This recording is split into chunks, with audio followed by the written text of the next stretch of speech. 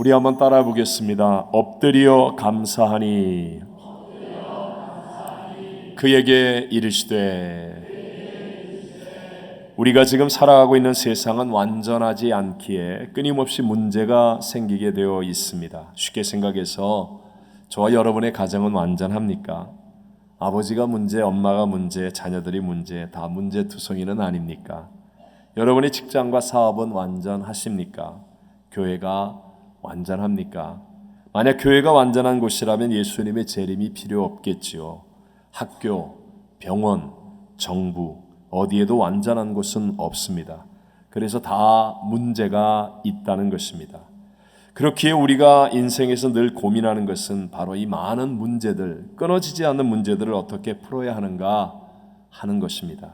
훌륭한 대통령은 나라의 문제를 잘 풀어서 국가를 발전시키고 역사의 선순환을 만들어내는 사람입니다. 성공하는 CEO는 경기가 불황임에도 불구하고 기업의 문제를 잘 해결함으로 많은 사람들에게 유익을 줄 수 있어야 합니다. 마찬가지로 성공하는 인생이 되려면 문제를 안 만나거나 피하는 것이 아니라 문제를 만나지만 잘 풀고 해결할 수 있는 능력이 있어야 한다는 것입니다. 오늘 우리가 함께 보았던 성경 본문에는 10명의 나병 환자들이 나옵니다. 당시의 나병은요, 가장 잔인하고 저주스러운 불치병 중에 하나였습니다. 일단 살이 썩어 들어가는 병 앞에서 치료의 길이 없으니 속수무책입니다. 참을 수 없는 육체의 고통뿐만이 아니라 나병이라고 판정을 받으면 집과 마을에서 쫓겨나 외딴 곳에서 격리된 삶을 살아야 하는 단절의 고통은 더 컸습니다. 머리를 산발하고 의복의 이 가슴팍 부분은 찢고 다니면서 혹시라도 사람을 만나면 부정한 자라고 크게 소리쳐야 했으니 정신적인 고통도 말할 수 없었습니다. 무엇보다도 치료를 받을 수 있는 병원도 약도 의사도 없다는 현실은 나병 환자들을 더욱 큰 절망에 빠지게 했습니다. 이런 절망적 문제 가운데 있었던 이 10명의 나병 환자들이 예수님을 만나 도움을 구하고 또 문제 해결을 받는 장면이 오늘 본문에 나옵니다. 12절과 13절을 함께 읽어봅니다. 한 마을에 들어가시니 나병 환자 10명이 예수를 만나 멀리 서서 소리를 높여 이르되 예수 선생님이여 우리를 불쌍히 여기소서 하거늘. 아멘. 정상적인 사람 앞에 나병 환자들이 나서면 돌에 맞아 죽을 수도 있는 일이었는데 그들이 10명이나 예수님 앞에 찾아가 외칠 수 있었던 것은 예수님을 향한 믿음이 있었기 때문이었습니다. 요한일서 5장 4절에 무릇 하나님께로부터 난 자마다 세상을 이기느니라. 세상을 이기는 승리는 이것이니 우리의 무엇이라고요? 믿음이니라 라고 말씀합니다. 온 인류를 구원하기 위해 이 땅에 오신 우리 주님은 우리 인생이 해결할 수 없었던 죄와 사망, 가난, 저주, 질병, 영생, 천국의 문제를 해결해 주신 우리의 구세주이십니다. 그래서 누구든지 예수를 믿을 때 그리고 예수님 앞에 나아가 예수님께 구할 때 하나님의 역사는 일어나게 되는 줄로 믿습니다. 오늘 본문의 14절에 예수님이 이렇게 응답해 주십니다. 보시고 이르시되 가서 제사장들에게 너희 몸을 보이라 하셨더니 그들이 가다가 깨끗함을 받은지라. 보십시오. 의사도 병원도 약도 그 어떤 것으로도 치료받을 수 없었던 이 저주의 질병에서 그들이 놀라운 하나님의 기적과 능력을 체험하면서 깨끗이 나음을 받았다라고 성경은 말합니다. 문제가 해결되었다는 것이죠. 하지만 오늘 성경 본문은요, 그 다음의 상황에 더 주목하여 우리에게 가르침을 주기를 원하십니다. 10명이 분명히 다 가다가 나음을 받았는데 놀랍게도 오직 한 사람만이 예수님께로 돌아와 발에 엎드려 절하면서 감사하였다고 말씀합니다. 그러자 예수님께서 이렇게 말씀하시죠. 17절과 18절을 읽어보겠습니다. 예수께서 대답하여 이르시되 10사람이 다 깨끗함을 받지 아니하였느냐? 그 9은 어디 있느냐? 이 이방인 외에는 영광을 돌리러 돌아온 자가 없느냐 하시고, 굉장히 안타깝고 섭섭해하시는 예수님의 마음을 느낍니다. 아니 10명이 다 나음을 받지 않았어. 그것만이 끝인 줄 알아? 다 어디 갔어? 9은 어디 있느냐 하시는 거예요. 그러니까 야, 병만 낫고 돌아가면 그게 무슨 참 믿음이니? 구세주인 나를 만나서 인생의 방향과 내용이 바뀌어지고 나와 함께하는 것이, 그것이 진짜 문제 해결의 길인데 9명은 도대체 어디 갔단 말이야? 라고 말씀하시는 것과 같습니다. 유명한 철학자 니체에 의하면 이런 믿음을 지팡이 믿음이라고 했습니다. 무슨 믿음이라고요? 지팡이 믿음. 여러분, 지팡이를 사용하시는 분들은 뭐 현관문 같은 곳에다가 지팡이를 두었다가 필요할 때만 갖고 갔다가 사용하는 것 아니겠습니까? 즉 문제를 풀어 달라고 할 때만 주님을 찾는 이 지팡이의 믿음, 이것을 주님은 안타깝고 섭섭하게 여기시고 그 다음 단계인 문제 해결자 되시는 예수님을 깨닫고 예수님 앞에 나와 예수님이 내 인생의 주인입니다 라고 인정하며 예수님께 초점을 맞추고 사는 그런 성숙한 믿음이 되기를 원하신다는 것을 우리에게 증거해 주고 있습니다. 함께 15절과 16절을 읽어보겠습니다. 그 중에 한 사람이 자기가 낳은 것을 보고 큰 소리로 하나님께 영광을 돌리며 돌아와 예수의 발 아래에 엎드려 감사하니 그는 사마리아 사람이라. 아멘. 예수님 지금 병만 낫고 돌아가 버린 그 9명으로 인하여 안타까워하시고 또 섭섭해하시는 그 과정 가운데 있었을 때 돌아와 감사하는 한 사람이 있었습니다. 그는 이방인 사마리아 사람이었음에도 불구하고 주님은 그 한 사람을 칭찬하시고 그에게 놀라운 복과 은혜를 더하여 주시더라는 것입니다. 19절 말씀입니다. 그에게 이르시되 일어나 가라, 내 믿음이 너를 구원하였느니라 하시더라. 아멘. 오늘 저는 이전의 응답을 체험했음에도 불구하고 예수님께 초점을 맞추지 못했던 9명과 같은 믿음에서 그 다음 단계의 믿음, 좀 더 성숙한 높은 차원의 믿음으로 성장되는 교회와 성도님들이 다 되기를 간절히 소원하면서 엎드려 감사하니 그에게 이르시되 라는 제목으로 이 시대를 살고 있는 저와 여러분에게 주시는 두 가지 은혜를 함께 나누고자 합니다. 첫 번째, 좀 더 성숙한 믿음, 다음 단계의 믿음인 주님께 초점을 맞추는 이 성숙한 믿음이 되는 길은 바로 무엇에 있다? 감사. 바로 감사에 있다라는 것입니다. 여러분, 아까도 설명한 것처럼 이 9명의 나병 환자들에게도 믿음이 있었습니다. 예수님께 나아가면 고쳐주실 것이라고 믿는 믿음이 있었고요. 그래서 위험을 무릅쓰고 나와 소리를 쳐서 불쌍히 여겨달라고 외치기까지 했었습니다. 또한 이들은요, 주님이 말씀할 때 그 말씀에 순종하는 믿음도 있었습니다. 예수님 만났을 때 그들에게 치료가 임한 것이 아니라 가서 제사장에게 너희 몸을 보이라 라고 하신 말씀에 순종하여 가고 있는 중에 깨끗함을 받았다라고 성경은 말씀하지 않습니까?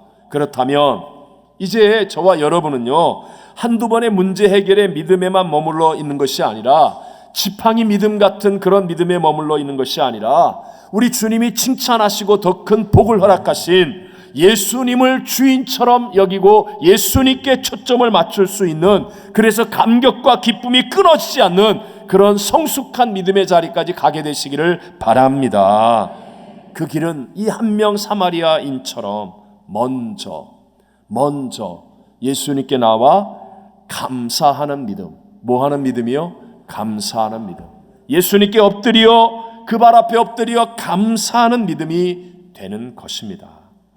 여러분, 분명히 이전에 은혜를 받았는데 시간이 흐르면서 기쁨과 감격이 사라지는 것은요, 우리의 포커스가 초점이 예수님이 아니라 사람, 자기 자신 또는 세상에 빼앗겨 버리기 때문입니다. 심지어는요, 하나님을 잘 아는 어떤 응답과 체험이 있는 믿음이었는데도 불구하고 그 믿음이 남을 정죄하고 비판하는 자리에까지 가기도 합니다. 감사가 왜 중요합니까? 감사는요, 내 마음의 방향과 나의 시선을 내가 아니라, 세상이 아니라, 다른 사람이 아니라 주님을 향하게 해주기 때문인 줄로 믿습니다. 여러분과 제가 잘 알고 있는 넬슨 만델라라는 유명한 분이 있죠. 그분의 자서전 자유를 향한 머나먼 길에 보면요, 이분이 1962년 44살의 나이에 종신형 선고를 받고 감옥에 투옥됩니다. 아프리카의 그 시대에 정말 잔인하고 무자비한 그런 감옥이죠. 그리고 1990년 석방되기까지 무려 28년 6개월을 그 감옥에서 있었습니다. 장기수의 특징은요, 몸과 마음과 정신이 허약해진다는 것입니다. 5년만 감옥에 있어도 건강을 잃어버리게 되는데, 그는 나이 72세에 28년 6개월 동안 그 잔인하고 무자비한 감옥에 있다가 이제 나오는 넬슨 만델라를 온 세상이 주목했습니다. 다들 노쇠한 모습의 넬슨 만델라를 생각했는데요, 너무나 얼굴이 좋은 거예요. 다들 깜짝 놀랐습니다. 그리고 기자가 도무지 믿기지 않는 그런 상황 속에서 질문을 던집니다. 건강 유지의 비결이 무엇입니까? 그러자 그때 넬슨 만델라가 온 세상 앞에 했던 말입니다. 나는 감옥에서 하나님께 늘 감사했습니다. 하늘을 보면서도 감사하고 땅을 보면서도 감사하고 물을 마시면서도 음식을 먹으면서도 심지어 강제 노동을 할 때도 감사했습니다. 늘 감사했기 때문에 이렇게 건강을 지킬 수 있었습니다. 여러분, 넬슨 만델라의 기도는요, 간구가 없었다고 그래요. 간구가 없고 다 감사였답니다. 미리 감사했답니다. 감옥 안에서도 남아프리카 공화국의 흑백 갈등이 사라지게 될 것을 미리 감사했다는 거예요. 그러니까 93년도에 노벨 평화상을 수상하고 94년도에 남아프리카 최초의 흑인 대통령이 되어서 그 무지막지했던 인종차별의 과거를 청산하는데도 복수와 혼란이 없었습니다. 우리나라 같이 작은 나라, 5,000년 동안 한 민족이었던 나라도 적폐청산이니 뭐니 하면서 두동강이 나는 것과는 대조적이라는 거예요. 2013년 그의 장례식 때는요, 전 세계 90여 개국의 정상들이 다 몰려들었습니다. 넬슨 만델라의 장례식에 가는 것을 영광으로 여겼습니다. 이런 사람이 없었다는 것이죠. 그의 인생에는 독이 없었고 아름다웠습니다. 그 이유는 바로 하나님과 연결되는 감사 신앙 때문이었다는 것입니다. 여러분, 우리가 사는 이 미국을 미국되게 한 것이 바로 감사절이라는 것, 그것은 모든 사람들이 다 알고 있는 사실 아닙니까? 우리 한 번만 그들의 첫 번째, 미국을 있게 한 이 청교도들의 첫 번째 감사절을 당시의 상황으로 돌아가서 한번 상상해 보십시오. 메이플라워를 타고 온 청교도들 102명이 1620년 12월에 보스턴 남쪽 플리모스 항에 도착했지만 너무 추워서 배 안에서 3개월을 지내다가 이듬해 3월에야 상륙을 했습니다. 그들이 얼마나 배고픈 사람들이라는 것 아시죠? 겨우 절식하고 금식하며 간신히 생명을 버텼는데 항해 중에 죽은 자를 포함해서 상륙 직후에 이미 반 이상이 죽었습니다. 신대륙은요, 그들에게 있어서는 물설고 낯설은 곳이죠. 풍토병을 포함해서 날씨, 온도, 여러 가지 기본적인 자료도 하나도 없고 처음부터 땅을 개간해야만 살 수 있는 곳이었습니다. 천신만고 끝에 주변에 왬파노아그라고 하는 인디안 부족에게서 옥수수 재배법을 배워서 겨우 소량의 첫 수확을 얻을 수 있었습니다. 풍성한, 오늘 우리 교회 강단처럼 이렇게 풍성한 것을 갖다 놓은 감사절이 아니었다는 것입니다. 반 이상이 이미 죽었으니 죽지 않은 가족이 있는 가정은 하나도 없었을 것입니다. 한마디로 얘기해서 눈물 콧물이 범벅이 된 슬픔과 비탄의 예배였을지도 모릅니다. 그럼에도 불구하고 그들은 종교적인 박해를 피해 신앙을 지키려고 온 그 신대륙에서 하나님 나라의 거룩한 공동체를 건설하겠다는 그 사명을 굳게 붙들고 원망과 불평이 아닌 감사의 마음으로 하나님께 예배를 드렸습니다. 바로 그 감사의 믿음이 하나님과 연결된 복이 흐르게 하였고 오늘 우리가 이민와 살고 있는 이 미국이 있게 한 것임을 믿게 되시기를 바랍니다. 중요한 것은 이제 우리들도 그런 감사의 믿음이 되어야 되는데, 두 번째로 어떻게 하면 남들의 감사가 아닌 내가 그런 감사의 믿음이 될 수 있겠습니까? 두 가지의 팁을 함께 나누려고 합니다. 첫 번째는 감사는요, 억지로 쥐어짜듯이 만들어내는 것이 아니라 생각에서부터 나오는 거예요. 생각해내는 것이기 때문에 어디에서부터 출발해야 된다? 마음에서부터 출발해야 합니다. 감사라는 말은요, 헬라어 원어로 유카리스테오라고 하는데 명사적인 의미로는 좋은 은혜, 행복한 은혜라고 하고요, 동사로는요, 숙고하다, 생각한다라는 뜻을 가지고 있습니다. 이 말은 행복스러운 은혜를 잘 생각하고 숙고하여서 그 깊이를 깨닫는 일이 바로 감사라는 의미입니다. 여러분, 한자로 감사 아시죠? 느낄 감자에다가 사례할 사자를 씁니다. 그러니까 느껴야 한다는 거예요. 진정한 감사는요, 행위 이전에 억지로 쥐어짜듯이 이렇게 행위로만 하는 그것 이전에 고마움을 느껴야 한다는 거예요. 느껴야 한다는 거. 우리 한번 이해를 위해 설명하면, 예를 들어서 우리 어버이날에 우리 어린 학생들이 막 카네이션 같은 꽃들을 우리 달아줍니다. 근데 어떤 학생들은 의례적인 행위로 달아드릴 때가 있겠죠. 그런데 그 꽃을 달아주던 한 여학생이 이제 성인이 되어서 결혼을 하고 이제 아기를 낳고 밤잠을 설치면서 우유를 먹이고 기저귀를 갈아주고, 그 아이가 몸이 많이 아플 때에는 정말 같이 아파하는 시간을 보내고 나면, 그러면요, 그 사람은요, 그 해에 어머니에게 꽃을 달아줄 때 진정으로 고마운 마음을 느낄까요? 안 느낄까요? 느낀다는 겁니다. 그때부터 어머니의 가슴에 달아드리는 카네이션은, 꽃은 그냥 시켜서 하는 형식적인 어떤 거칠애가 아닌 마음속에 느낌이 있는 거예요. 감사의 느낌을 가지고 향하게 되는 것, 바로 이것이 성경이 말하는, 요구하는 감사입니다. 여러분, 우리 하나님께서 우리를 구원하기 위해 독생성자 한 분밖에 없는 예수님을 내어주시기까지 우리를 사랑하셨습니다. 흠없고 점없으신 창조주요 모든 것의 주인이신 하나님은요, 이 고깃덩어리 같은 육체를 입고 이 땅에 오셔서 사람들의 조롱과 멸시와 천대와 침뱉음을 당하시고요, 그 온몸을 매를 맞고 채찍에 맞아 피투성이가 되고 살점을 뜯고 뼈를 드러내고, 그리고 양손과 양발에 대못 박혀서, 그리고 나의 죄를 대신하여 그 처절한 고난의 잔을 마시고 죽으셨습니다. 모든 것을 다 나 같은 죄인을 위해 희생하셨습니다. 그래서 이 십자가를 생각하면 우리는 어떤 상황과 어떤 조건에서도 마음에서부터의 감사를 느끼게 될 줄로 믿습니다. 오늘날 현대인들이 풍요 속에서도 점점 더 무기력해져 가는 이유가 무엇이겠습니까? 우리 다들 과거에 우리 다 절대 빈곤의 어떤 시절들을 보냈던 적이 있었잖아요. 그때는 못 먹고 못 입었으니까 조금만 있어도 막 감격했습니다. 저희 형님이 없어가지고 몰래 나 혼자 달걀 후라이를 하나 다 먹을 때, 와, 진짜 막 하루 종일 감사와 감격이 넘쳐났습니다. 누가 새 신발을 사주면 내일 신기 전에 그걸 끌어안고 잤지 않습니까? 감사했어요. 감격했어요. 요즘 아이들에게 달걀 후라이 주고 감사하라고요? 덜 익었니 많이 익었니 뭐가 어쩌니 새 신을 사주고 끼어안고 자면서 감격해보라고요? 풍요로운 시대에 감사가 없어지다 보니까 무의미, 우울증, 자살의 문제까지.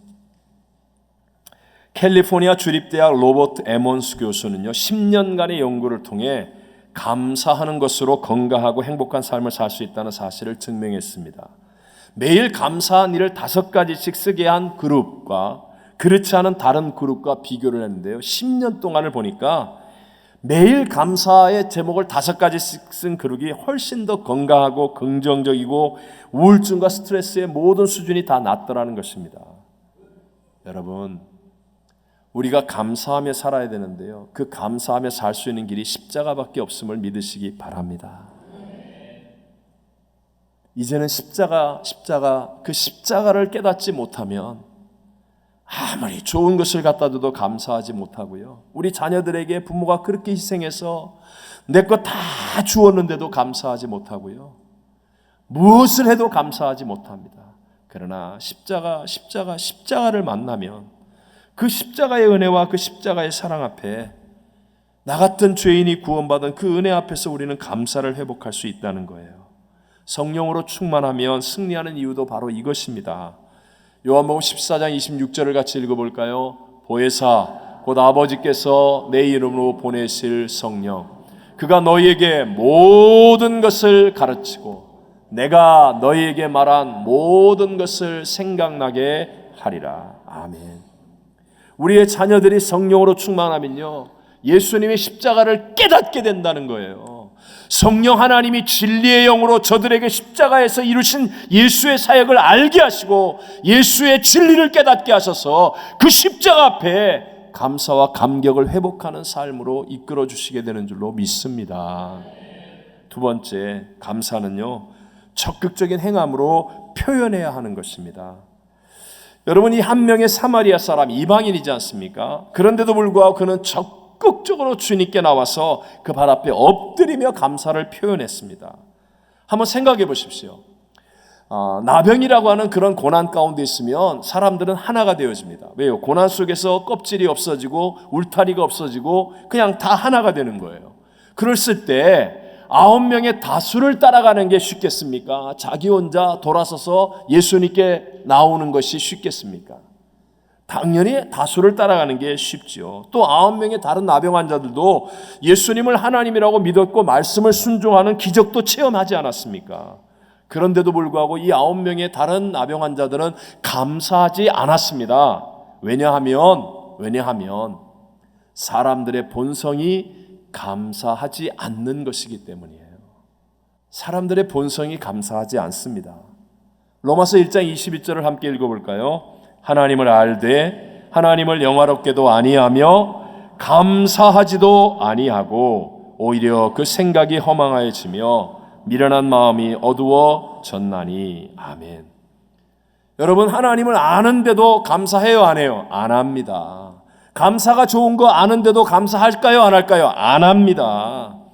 오늘 예배 드리면서 그래 나도 감사해야지, 남편한테, 아내한테, 자녀한테, 집에 가서 이웃에게, 구역장님에게 감사해야지, 대문 열고 나가 보십시오. 주차장에서부터 안 합니다. 식당에서부터 화냅니다. 왜요? 본성이 감사를 허락한다, 안 한다? 안 한다.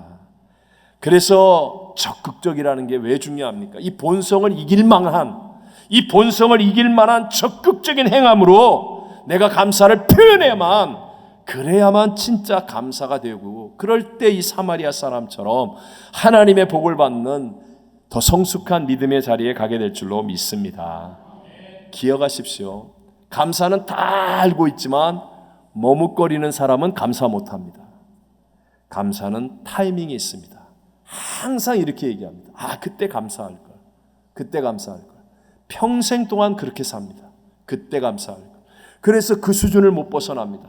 그때 감사했으면 하나님이 그를 더 높은 수준으로 옮기고 삶이 변화되었을 텐데, 여러분, 선한 일을 행할 때는요, 적극적으로 앞자리의 믿음을 가지고 가서 행해야 행할 수 있는 것이지, 알고 있다고요? 그래서 할 수 있다고요? 이스라엘에 12지파가 있습니다. 그 가운데 유다 지파는 넷째입니다. 넷째. 야곱의 넷째 아들이에요. 근데 이 넷째인 유다 지파는 항상 어렵고 힘든 일에도 앞장서는 지파였었습니다.